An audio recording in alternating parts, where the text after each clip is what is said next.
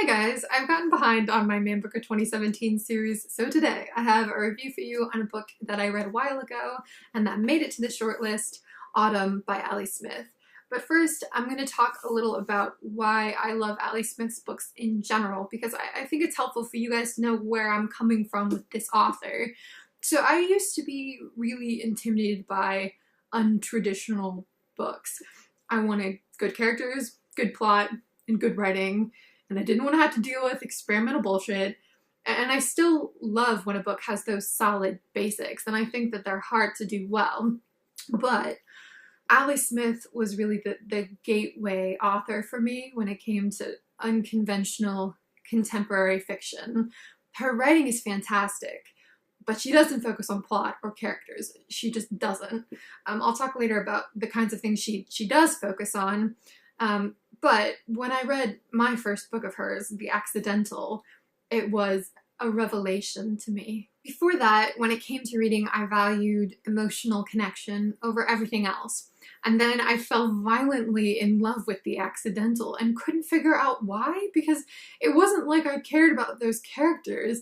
It was pure intellectual excitement I was feeling. And I was like, oh man, like, does this mean I'm pretentious? I never thought I was before. And maybe I am, but since then, I've appreciated certain books just for the way they stretch my mind. Now, I still only like experimental fiction if it has a purpose and if the author pulls it off. And I know there are plenty of people who are never going to enjoy writers like Ali Smith or Emer McBride, and that doesn't make them lesser readers or anything like that. But Smith was instrumental for me in realizing how much broader my tastes were than I thought. And now I seek authors who will take my brain and toy with it. Smith does that in all her books, but especially in this one. When it comes to Autumn, she's a cat and your brain is a yarn ball. She's batting you back and forth. You never get too settled, which could be annoying for some people, but I really enjoyed it for the most part.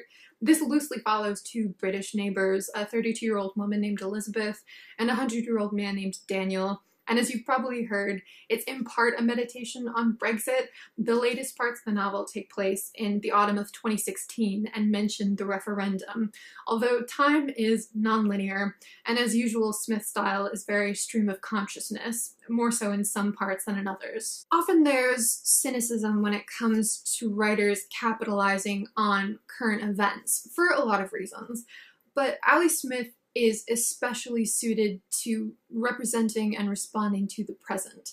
And it's not an identity thing. It's not because of her nationality or gender or age. It's just the way her mind works. For one thing, she's sharp and witty without being harsh or bitter. There's a warmth to her writing that's not gentle or compromising, but she can look at a cold reality without despairing. And for another thing, she's a deconstructor. She takes things to their bones. There's a scene in The Accidental where a character is describing a movie, and a lot of readers will recognize it as Love Actually. But when she strips the artistry away and lays out what happens scene by scene, it's so bleakly funny and makes you see that movie in a new light. And she does the same thing in Autumn, where she'll take a situation or idea and strip it to the point where you might be like, well, that's pretty basic, isn't it? Yeah, it is.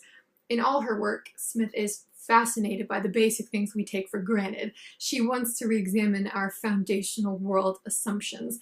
So she plays with things like time, with gender, with memory and truth, with words and sound and storytelling, and she holds each one of these things up to a light and is like, isn't this ordinary thing sort of wondrous and strange? Like, I'm so curious about this curious thing. Let's think about it together. There's a chapter where she talks about post-Brexit Britain. It says, all across the country there was misery and rejoicing. All across the country, people felt it was the wrong thing. All across the country, people felt it was the right thing. All across the country, people felt they'd really lost. All across the country, people felt they'd really won. All across the country, people felt unsafe. all across the country, people were laughing their heads off. And it's just, for 3 pages, a barrage of these staccato statements. Smith is asking herself and the reader to re-engage with something on a seemingly obvious level and to really try to grasp that all these things are simultaneously true. Because a lot of the terror of last year from where I was sitting was thinking that a lot of us were on the same page about things. And we're not, guys. We're not. And Smith is asking you to grapple with that on a foundational level. So when I got to the end of that section, I was like, oh, all right, I get it. And then I thought, do I? She's also hyper aware of how the present moment is a product of all the moments that came before. You can't write a purely contemporary book. You're always addressing the past somehow. And one of the ways that Smith acknowledges this is by including a ton of references to famous literature.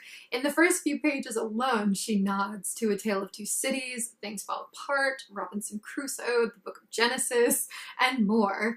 I'm sure that I missed a lot of references, but I did pick up on a fair few and they made me smile.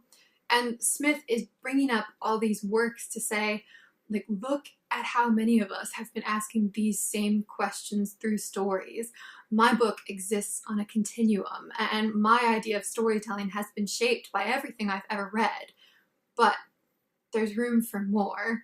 Something can be established and fresh at the same time. There's a scene when Daniel is reimagining Goldilocks by saying she was a vandal who spray painted her name all over the bear's house. And Elizabeth is like, that's not how the story goes. And Daniel responds, well, how is my story any more made up than the one you know? The book uses that framework to look at thorny contemporary issues like nationalism and immigration that are a product of the constant friction between the old and the new, or what's perceived as old and new. There's a moment when a young Elizabeth meets Daniel and is trying to figure out how old he is. If he was very old, the neighbor, he didn't look anything like the people who were meant to be it on TV, who always seemed as if they were trapped inside a rubber mask.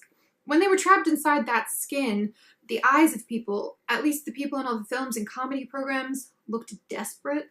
Like they were trying to signal to outsiders without giving the game away that they'd been captured by empty, aged selves which were now keeping them alive inside them for some sinister reason. In another section, Elizabeth's mother becomes obsessed with this antiques reality show. Some people on the show find these old wooden charity boxes shaped like dogs, and Elizabeth's mother tells her that these were based on real dogs from around the turn of the century who used to go to public places with charity boxes around their necks.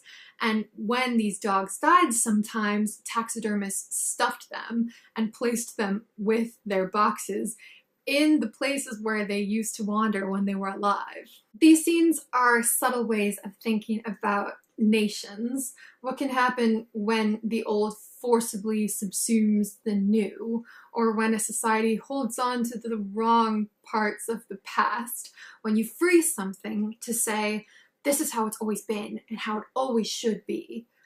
But the moment of preservation is arbitrary, and something critical is lost in the memorializing process. And something I love about the writing in Autumn is that it's wonderful on this metaphorical level when you think about the larger implications of these little moments and tie things together. But it's also satisfying on the literal level. These images are funny, and the scenes are fun to read. And I know there's a fear with Ali Smith that I share sometimes of, what if I don't get it? Like, what if nothing seems deep to me? But, you know, she really delivers on both levels, whether you get the references or not, and whether you analyze things or not. In general, this is an incredibly disjointed book for some of the reasons I mentioned and others, but you should know going in that there's not a lot of glue holding things together, and at times I did feel that the structure got wonky or overburdened and that the writing was looser than normal for her. This isn't as crisp as The Accidental or How to Be Both. And it seems incomplete to me. This is the first novel in a seasonal quartet, and it feels like the beginning of a project. And I'm not faulting it for being what it is, but I can see people making the argument that this isn't the strongest self-contained novel of the year. But I really, really liked it, and I think it's posing a big publishing question of how early you can address a topic and whether you can ever get to the point where a piece of literary fiction is proactive as well as reactive. So I say, as long as you keep the quality pretty high, why wait? Like, you can always write another book down the road with the benefit of hindsight, but it's worth it to have books that take stock of the moment and try to project forwards, even if those projections turn out to be incomplete. Let me know what you think of Autumn, and I'll see you soon for another review video. Bye guys. Thanks for watching.